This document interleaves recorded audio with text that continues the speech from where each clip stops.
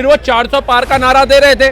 300 सीटें तो लेकर के आनी चाहिए थी जब डिपेंड ना होना पड़े। मतलब जो ईवीएम हैक कर रहा है, जो चुनाव आयोग को खरीद रहा है, वो समझौता करके इसलिए ज्यादा बयान देते हैं कांग्रेस को वोट मत देना, ये चोर पार्टी है, ये भ्रष्टाचार वाली पार्टी है। 3 दिन बाद राहुल गांधी जी वहां जाते हैं, पता नहीं कौन सी काजू कतली खिला करके आते हैं, उनके साथ गठबंधन हो जाता है। 2 लड़कों की जोड़ी ने कमाल कर दिया। चोर के ऊपर कुछ ज्यादा जोर रहता है राहुल गांधी का। कभी राफेल के लिए चोर है, चौकीदार चोर है, कभी चोर है, कभी अभी वोट चोरी हो गई। चोर से कुछ ज्यादा इनकी दिलचस्पी है, चोरी वर्ड से क्या एक असली में चोर होता है ना। तक इनके एक मंत्री ने बोला भाई कि क्या हो गया, राहुल गांधी को भुगला गए हैं, सरकार हमारी है, जो इलेक्शन कमीशन बैठता है वहां पे ऑफिस वो हमारे अंडर है, पूर्ण राज्य की सरकार है हमारी, और आप आरोप मोदी पे लगा रहे हो, उसको निलंबित कर दिया। नमस्कार दोस्तों, तो अब हमारे साथ जुड़ गए भाई साहब राहुल जी, और बात वही करते हैं कि भाई 60 साल तक इन्होंने राज किया, इन्होंने बैलेट पेपर से जीता, सब कुछ किया, और फिर इसके बाद इतने फर्जीवाड़ा इनको 15 साल में नजर आ रहा है। राहुल से समझते हैं कि आखिर भैया 15 साल में इतना कुछ कर दिया, 60 साल में कुछ भी नहीं कर पाए, इतना ईमानदारी। दो ना सांप जा रहे हो ना, तो उस पर विश्वास कर लेना, दोनों शायद हमें डसेंगे, हम बच जाए जहरीले ना हो। लेकिन राहुल गांधी में आज की डेट में विश्वास करना अपना दीवार सर पे मारने के बराबर है। आप कह रहे पहले ईवीएम हैक कर लिया बोलते थे, आज कहते हैं चुनाव आयोग को ही खरीद रखा है। तो आप ये बताइए, अगर ईवीएम हैक है, चुनाव आयोग को खरीद रखा है, तो इस साल जो 2024 में लोकसभा चुनाव हुए, तुलना पिछले साल की, मोदी जी को वोट कम कैसे मिल गए? 1.5-2 लाख वोट कम मिला। स्मृति ईरानी जी अपनी सीट हार गई।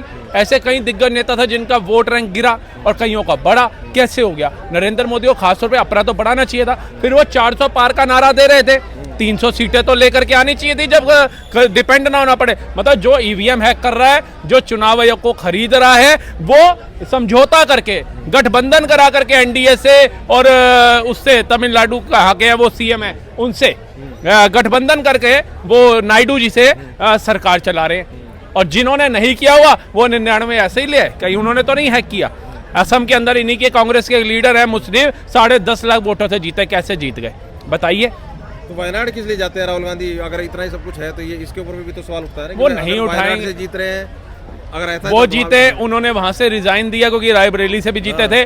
उधर इनको कोई अपनी पार्टी के अंदर आम कार्यकर्ता नहीं दिखा जिसको वहां से चुनाव लड़ाते। इनको दिखी अपनी बहन, उनको वहां से जीती जिताई सीट से ही वहां से खड़ा कर दिया। क्योंकि कई लोग पता क्या कहते हैं, केरला देखो एजुकेशन में नंबर 1 है, पढ़े लिखे लोग हैं वहां पे। लेकिन उन मूर्खों को ये बताओ कि पढ़े लिखे लोग तो ज्यादा हैं, लेकिन धर्म रूपांतरण में भी सबसे ज्यादा वही हैं। जहां पर 3 से 4% आबादी थी एक अलग समुदाय की, आज जाकर के 25 से 26% हो गई है। कैसे हो गई? कहां गए वो हिंदू? कैसे तब्दील हो गए वो दूसरे धर्मों के अंदर? क्या चल रहा है वहां? केरला फाइल्स क्यों बनानी पड़ी? जरा वो एजुकेटेड इतने थे, एजुकेशन उनके दिमाग में इतनी थी, तो धर्म से भटकना क्यों पड़ा उनको? क्यों वायनाड से खुले में जाकर के राहुल गांधी जीत जाते हैं? आइए उनको कहिए लड़े यहाँ से, ये खानदानी सीट जो है, क्योंकि गांव के लोग जो होते हैं ना बड़े भोले भाले होते हैं, उनके जो बुजुर्गों के संस्कार होते हैं वो होते हैं कि चलो मेरे पिताजी देते थे, राजीव जी को देते थे, इंदिरा जी को देते थे, चलिए सोनिया जी को दिया, अब उनके सपुत्र। क्योंकि सोनिया गांधी अगर इतनी सक्षम थी, उनके लड़के में इतनी काबिलियत थी, तो जाकर के ये बयान कर दिया कि मैं तुम्हें अपना लड़का सौंप रही हूँ। उनको इमोशनल क्यों किया?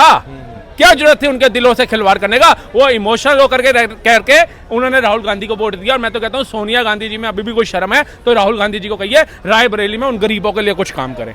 मैं फिर उसी सवाल को दोहराता हूँ कि भाई ये कह रहे हैं कि चाल है मोदी की, जैसे वायनाड से आप कह रहे हैं वहाँ से जिता देते हैं, इधर कर्नाटक में जिता दिया, इधर हिमाचल में सरकार बना दी, तो इस तरीके की चीजें करके वो साबित करते हैं कि सब कुछ चंगा है, लेकिन अंदर अंदर घेल बहुत करते हैं। इतना मतलब प्लान कर लेते हैं मोदी जी, एक इतना प्लान कर लेते हैं कि भैया उनको मतलब गठबंधन करके सरकार चलानी पड़ रही है। ये तो मतलब राहुल गांधी का ही ज्ञान हो सकता है और किसी का नहीं हो सकता। क्योंकि वायनाड से पड़ा बंदा ऐसी भटकी हुई बातें करेगा, मैंने कभी अपेक्षा नहीं करी थी। मैंने भी सोचा था मैं भी अपने बच्चों को बाहर पढ़ने भेजूंगा, बाहर एजुकेशन देने भेजूंगा, लेकिन जब से राहुल गांधी का दिमाग देखा है ना, मैं सोचो सबसे अच्छा मेरा भारत महान, सारे जहां से अच्छा हिंदुस्तान हमारा। 99 पे खुश हो रहे थे तो क्या कारण है फिर? 99 पे खुश होने का क्या कारण था? अरे ये भी तो देखो, बच्चा मार्क्स सिस्टम में 543 में से 99 लाया, उसको फेलियर कहते हैं आज की भाषा में। आपको तो आरक्षण वाले भी नहीं लेंगे, आपको तो 33% आरक्षण वाले भी नहीं लेंगे। कहीं ना कहीं ये भी दिखाने की कोशिश की गई विपक्ष के द्वारा, मतलब विपक्ष ये इस पे एकजुट नहीं है। कई जगह ये बयान आ रहे हैं, मतलब ये साबित करने की कोशिश कर रहे हैं हम इंडी के साथ हैं।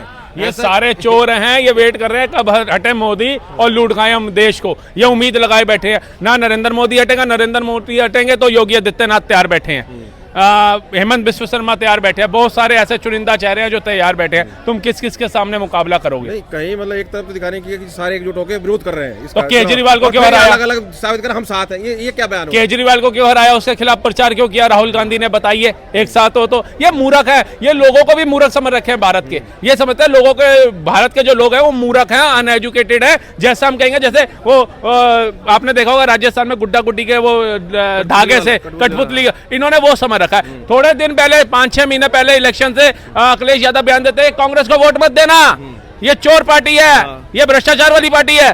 3 दिन बाद राहुल गांधी जी वहां जाते हैं, पता नहीं कौन सी काजू कतली खिला करके आते हैं, उनके साथ गठबंधन हो जाता है। 2 लड़कों की जोड़ी ने कमाल कर दिया, जीप पे चढ़ के हाथ में हाथ डाल करके प्रचार कर रहे होते हैं। और वो लोग भी मूर्ख है जिन्होंने इनको 37 सीटें दे दी।